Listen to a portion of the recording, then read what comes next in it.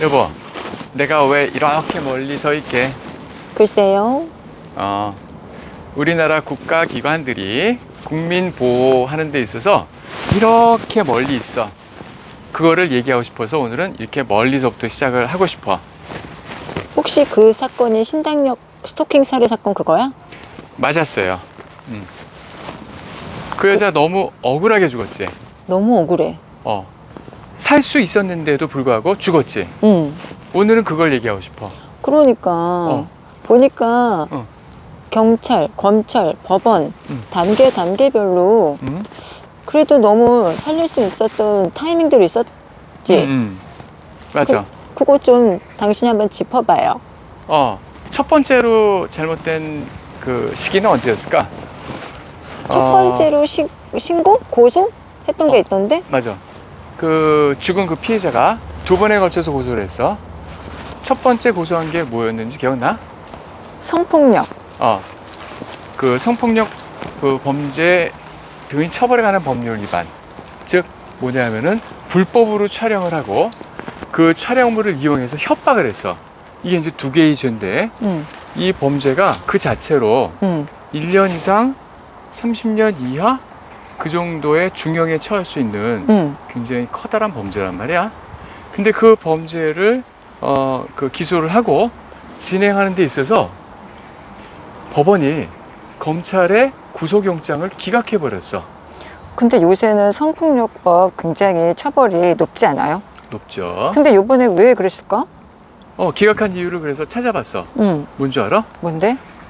주거가 일정하대. 그 어머. 다음에 도주의 우려가 없고 증거인멸의 우려가 없대. 그리고 이거는 이제 그 뭐 추측성 내용이긴 하지만은 실제로 기각한 이유 중에 하나는 이 가해자 범죄자가 회계사 자격증을 갖고 있대요.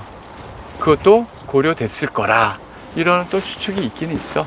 그런 말도 안 되는 이유가 있어? 그러니까 진짜로 그런 이유들을 고려해? 실제로 고려하지. 왜냐하면은 전문직인 경우에는 이 사람이 설마 범죄를 저지르겠어? 아, 아니면 자기 스스로 도망가겠어? 자기 스스로 사회적 매장을 당하겠어? 이런 그렇지, 거야? 그렇지. 전문직인데 도망가겠어? 차라리 자기의 무죄를 밝히거나 기타 뭐 방어를 하겠지. 뭐 이렇게 생각할 수가 있는 거야. 그런 정상적인 사고를 갖고 있는 사람이 그런 범죄를 저지르겠냐고. 그렇지. 그리고 그 다음은? 그 다음에 두 번째로 아까운 순간이 있지. 그렇게 이제 그 첫 번째 고소 사건이 진행되고 있었단 말이야. 더군다나 성폭력 범죄로 인해서 불법 진행되고 촬영으로. 있었는데 그럼에도 불구하고 이 기각시켰어. 가해자가 구속영장 기각됐지. 그 다음에 있었던 일은 이 가해자가 지속적으로 그 후에도 이 여자를 이 피해자를 스토킹하면서 끊임없이 문자를 보냈어. 그 문자 가운데는 어떤 내용도 있었냐면은 너 내 인생 망치려고 이러는 거야? 막 이러는 협박성 문자도 있었단 말이야. 그래서 2년 동안 보낸 문자만 해도 뭐 350개가 넘는다고 하니까 진짜. 끔찍하지. 그럼 이러한 상황들을 고려해서 피해자는 안 되겠다 싶어가지고 스토킹 범죄라고 해서 또 한 번 고소를 해요. 그게 이제 올해 초야.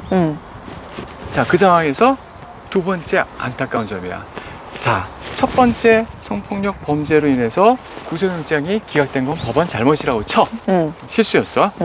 자, 그러면은 두 번째 이 경우에는 아예 검사하고 경찰이 영장을 신청하거나 청구조차 안 했어. 아예.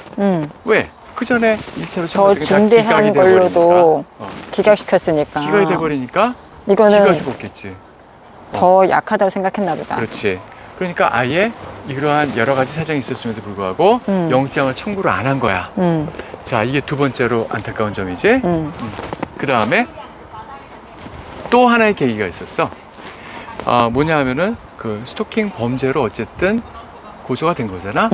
그 경우에는 경찰이나 검찰에서 수사기관에서 긴급하게 응급 조치를 할 수가 있어. 뭔데 그게? 그건 이제 첫 번째는 그 접근 금지. 100m 이내에는 접근하지 못한다. 이렇게 그 명령을 내릴 수가 있어. 이 조치를 안 했어. 왜 안 했게? 피해자가 원하지 않았다던데? 피해자가 원하지 않았다고 하는데 진짜일까?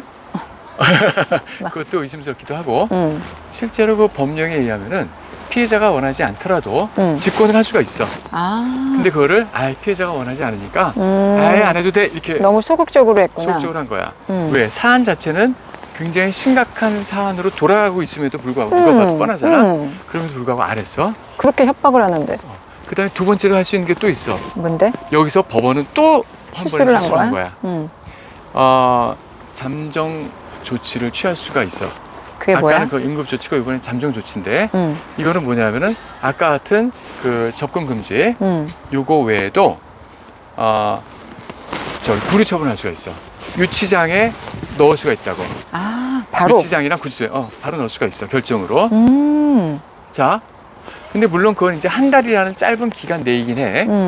어쨌든지 간에 그렇지. 막바지에 좀 심각하게 상황이 돌아가는 것 같다라고 만약에 수사기관이나 법원이 판단을 할 정도로 좀 배려심이 있었다라면 어떻게 했을까? 좀 더 자세하게 들여다봤어야 되네. 자세하게 들여다봤으면은 이 사람을 한 달이라도 그 구금을 시킬 수 있었고, 그럼 이 사람이 압박을 받을 거 아니야. 그렇지. 그럼 감히 나한테 좀 이렇게 관심이 쏠리고 있구나, 나를 지금 그 보고 있구나, 수사기관이나 법원이 이랬으면은 좀 약간 제어가 되지.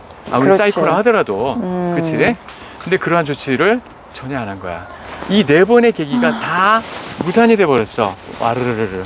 그러니까 이 여자는 방어막이 없는 상태에서 그냥 이렇게 다니다가 죽게 된 거야. 그러니까 그 부모는 정말 억장이 무너지지. 무너지지. 몇 번이나 도움을 청했는데 그걸 다 싹 깡그리 무시하고 그러니까. 죽게 내버려둔 거나 마찬가지잖아. 우리나라는 가해자, 범죄자에 대한 인권 보호는 세계 최고야. 짜증나. 근데 피해자에 대한 인권 보호나 없어. 아니면 피해자 생명 보호, 신체 보호는 이거야. 이게 문제야. 왜 이래? 우리나라 법률에. 왜 이래? 왜 이래? 우리나라가 인권을 너무 강조하는 아니 피해자도 인권이 있다고. 그러니까. 근데 왜 가해자 인권만 강조하냐고. 그렇게 돼버렸어. 아, 화나. 이미 너무 균형이 안 맞게 됐지? 오늘은 이 얘기를 하고 싶었어. 아휴, 너무 참 그러니까 막을 수 있는 범죄인데 무거운 막지 얘기가 됐는데. 못했다는 게 제일 억울한 거지. 그렇지. 충분히 여러 번의 기회가 있었는데. 맞아. 너무 어쨌든 안타까워. 정신을 차려, 당신들. 이 얘기를 하고 싶어서 오늘은 당신하고 얘기를 시작한 거야. 법률 제정도 좀 제대로 빨리빨리 했으면 좋겠다. 그리고 국민한테 제발 이렇게 가까이 좀 와달라고 그 말을 꼭 하고 싶어. 이렇게 가까이? 이거 이렇게 하면 나 이상하게 나. 안녕. 그래, 안녕. 빠이.